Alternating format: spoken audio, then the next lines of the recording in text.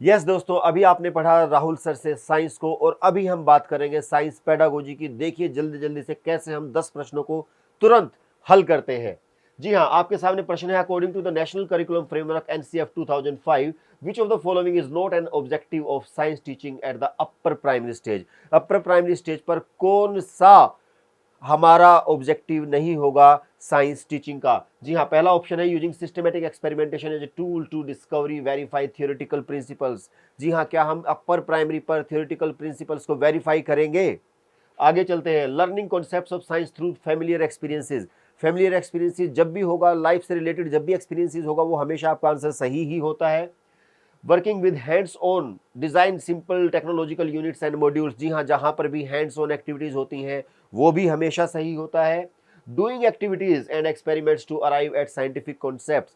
आप जो खुद से लर्निंग बाय डूइंग, वो भी हमेशा सही होता है। और क्योंकि हमारे प्रश्न में पूछा गया है इज नॉट एन ऑब्जेक्टिव, कौन सा ऑब्जेक्टिव नहीं है, तो इसके लिए हमारा आंसर हो जाएगा ऑप्शन नंबर 1 कि भाई हमें एक्सपेरिमेंट, सिस्टमेटिक एक्सपेरिमेंटेशन को डिस्कवरी या वेरीफाई के हम नहीं करेंगे थियोरेटिकल प्रिंसिपल्स को वेरीफाई करने के लिए।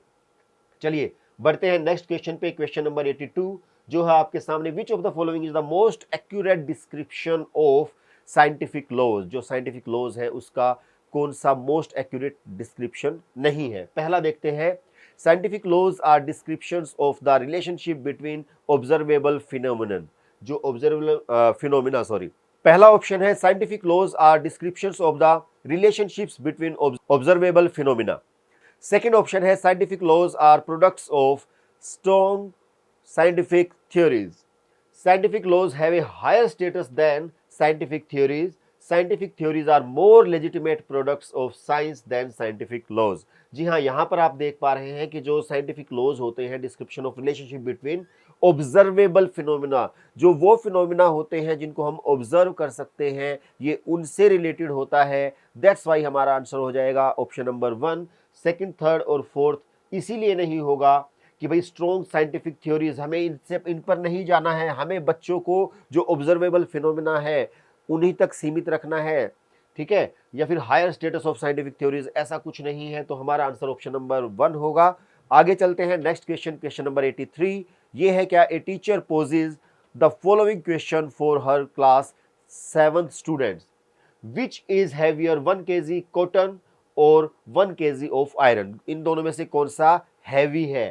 She finds that a large number of students think that 1 kg of iron is heavier than 1 kg of cotton. उन्होंने पाया कि भाई ज्यादातर बच्चे जो है वो कह रहे हैं कि भाई जो 1 kg जो आयरन है वो ज्यादा हैवी होगा 1 kg कॉटन से। Which of the following strategies should be the least useful? शब्द पर ध्यान देंगे, least useful रहेगी इन एड्रेसिंग दिस आइडिया। अगर आपको इस आइडिया को एड्रेस करना है तो कौन सी स्ट्रेटजी लीस्ट मतलब सबसे कम मददगार होगी, सबसे कम।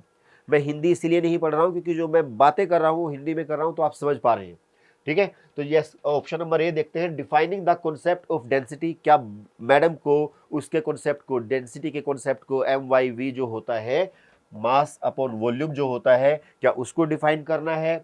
या demonstration of the equivalence of 2 by scales. भाई स्केल में दोनों को तोल के दिखा दो कि बराबर है या कम है या कौन सा ज्यादा है।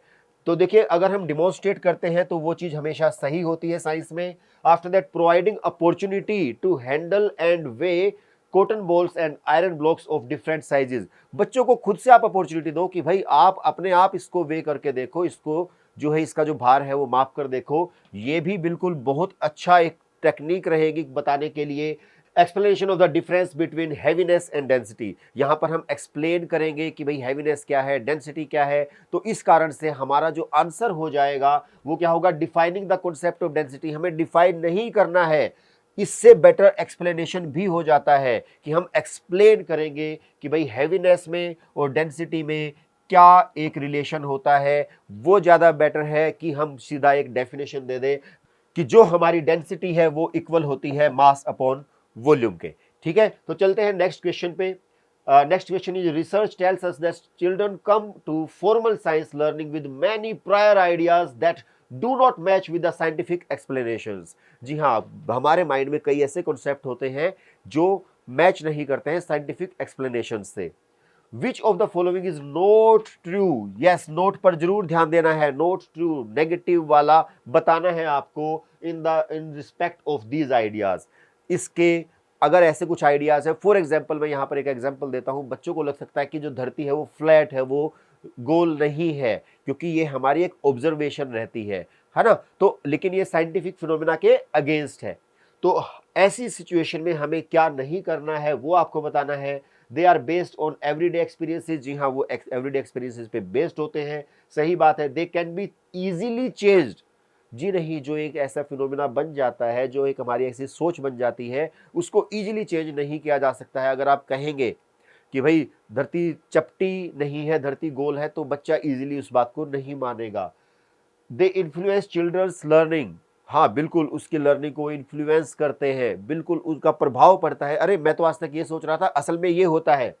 Even adult can hold these ideas, जी हाँ मुझे याद है मेरे दादाजी को जब मैंने बताया पहली बार कि धरती चपटी नहीं है गोल है, तो उन्होंने मेरे ऊपर हंसा और उन्होंने कहा कि अरे यार क्या बात कर रहा है, ऐसा कैसे पॉसिबल है। ठीक है, तो जो बड़े होते हैं वो भी इस आइडिया को होल्ड करते हैं, और जैसा कि हमने देखा कि इनको इजीली चेंज नहीं किया जा सकता, आसानी से नहीं बदला जा सकता, दैट्स वाई हमारा आंसर होगा ऑप्शन नंबर बी। चलिए चलते हैं next question, question number 85। What according to social constructivism, या सोशल कंस्ट्रक्टिविज्म, जब भी आपको ये शब्द आए तो आपको ढूंढना है जहां पर ग्रुप की बात चल रही हो, जहां पे कोलैबोरेशन की बात चल रही हो। is the most crucial teaching strategy for helping students construct a meaningful understanding of science। ठीक है, मीनिंगफुल अंडरस्टैंडिंग कैसे क्रिएट करेंगे हम सोशल कंस्ट्रक्टिविज्म के द्वारा। Frequently conducting activities for students using activity guides, बिल्कुल सही बात है। आगे देखते हैं, asking students to prepare models to demonstrate scientific laws, model बनाने के लिए कह सकते हैं। Encouraging students to solve good number of numerical problems, ये थोड़ा सा नेगेटिव जा रहा है, ये सही नहीं है। Helping students in talking, thinking, arguing and writing about science, yes, क्योंकि यहां पर बात है सोशल कंस्ट्रक्टिविज्म की, तो अगर आप समझे तो यहां पर टॉकिंग, थिंकिंग, आर्ग्यूइंग ये कब होगा, हम टॉक कब करते हैं जब हम ग्रुप में होते हैं, हम आर्ग्यू कब करते हैं जब हम ग्रुप में होते हैं। तो ये दो ऑप्शन सही होने के बावजूद भी जो ऑप्शन नंबर 4 है वो सबसे ज्यादा सही रहेगा, और वही होगा हमारा आंसर ऑप्शन नंबर डी। चलिए चलते हैं क्वेश्चन नंबर 86 पर, और जो कहता है विच of the following would be the last helpful for assessing the thought process और आइडियाज ऑफ साइंस लर्नर्स, कौन सा क्या होगा लीस्ट हेल्पफुल। लीस्ट हेल्पफुल मतलब सबसे कम, निम्न में से क्या सबसे कम मददगार होगा साइंस के दृष्टिकोण को समझने में या विचारों को बनाने में, उसका मूल्यांकन करने में सबसे कम कौन सा मददगार होगा। ऑप्शंस देख लेते हैं। सबसे पहले है asking students to prepare a chart oblique poster for exhibition display, आप बच्चों को चार्ट बनाने के लिए कहेंगे। अगला देखते हैं posing questions to students in one on one conversation, बच्चों से आप प्रश्न करेंगे, आपको उनको इन्वॉल्व करना है, ये ऑप्शन सही है। इंटरव्यूइंग स्टूडेंट्स इंटेंसिवली, आप इंटरव्यू करेंगे इंटेंसिवली मतलब उनको इन्वॉल्व कर रहे हैं, तो ये बात भी सही आ जाती है, ये हमारे लिए पॉजिटिव चीजें हैं। After that asking students to depict their thought process through concept maps, diagram, sketches, जी हाँ, आप स्टूडेंट्स को कहेंगे कि जो आपकी थॉट प्रोसेस है उसको आप बताइए, तो यहां पर यह भी सही है। तो हमारा यहां पर जो सबसे जो एक निम्न स्तर का जो एक ऑप्शन बनता है वो बनता है ऑप्शन नंबर ए, क्योंकि ये कहता है कि हम उसको चार्ट या पोस्टर बनाने के लिए कहेंगे, और क्योंकि प्रश्न में पूछा गया है लिस्ट कौन सा होगा, सबसे कम कौन सा होगा, तो यही होगा हमारा आंसर ऑप्शन नंबर ए। चलिए next question, question number 87। Which of the following is best suited for testing a hypothesis in science? कौन सा तरीका होगा जो परिकल्पना परीक्षण के लिए सबसे उपयुक्त होगा। जी हाँ, देख लेते हैं। ऑब्जर्वेशन, एक्सपेरिमेंटेशन, ग्रुप डिस्कशन या प्रॉब्लम सॉल्विंग। दोस्तों यहां पर बात चल रही है साइंस की, विज्ञान की, तो आप ये मानिए कि विज्ञान जुड़ा हुआ है सीधा सीधा एक्सपेरिमेंट्स से। जब हम चीजों का साथ एक्सपेरिमेंट्स करते हैं तो उससे क्या होता है, हमारी जो नॉलेज होती है साइंस को समझने के लिए, जो एक रीजनिंग लगानी पड़ती है वो ज्यादा बेहतर होती है। दैट्स वाई हमारा आंसर होगा ऑप्शन नंबर बी, एक्सपेरिमेंटेशन। चलते हैं नेक्स्ट क्वेश्चन पे, question number 88। A student says that substances such as flour and salt are liquid. वो कहता है कि ये जो फ्लोर है या सॉल्ट है वो लिक्विड होते हैं, बिकॉज, कारण क्या दे रहा है, they take the shape of the container in which they are put. जिस भी कंटेनर में हम डालते हैं वो उसकी ही शेप ले लेते हैं। देखिए वो क्या कहता है कि ये पदार्थ जो है वो द्रव पदार्थ है। हमने पढ़ा है जो लिक्विड्स होते हैं, जो द्रव होते हैं, वो जिस कंटेनर में डालते हैं उसकी शेप ले लेते हैं, जैसे पानी है, दूध है। ठीक है, तो बच्चा इसी बात से प्रूव कर रहा है कि भाई जो आटा है और जो हमारा सोल्ट है, नमक है, वो भी द्रव है। What would be your response, इस समय पर आपको क्या रिस्पॉन्स देना है, कौन सा बेस्ट रहेगा वो आपको बताना है। A material that is liquid has no fixed shape, it takes the shape of the container, it is poured into it, so salt and flour are liquids। क्या liquids है? बिल्कुल भी नहीं है, ये ऑप्शन हमारा गलत हो जाता है। After that, they are solids because even though a whole mass of tiny grains of flour or salt does not have a definite shape, each individual grain does। ये बात जमने वाली है। यहां पर क्या कहना चाहते हैं कि भाई वो इतने छोटे होते हैं कि वो कंटेनर की शेप अपने आप ले लेते हैं। हालांकि अगर हम इंडिविजुअल को देखें तो वो सॉलिड ही है। और ऑप्शंस को भी देख लेते हैं। Flour and salt are not liquids because they do not exhibit the wetting property, वो गीला नहीं करते हैं।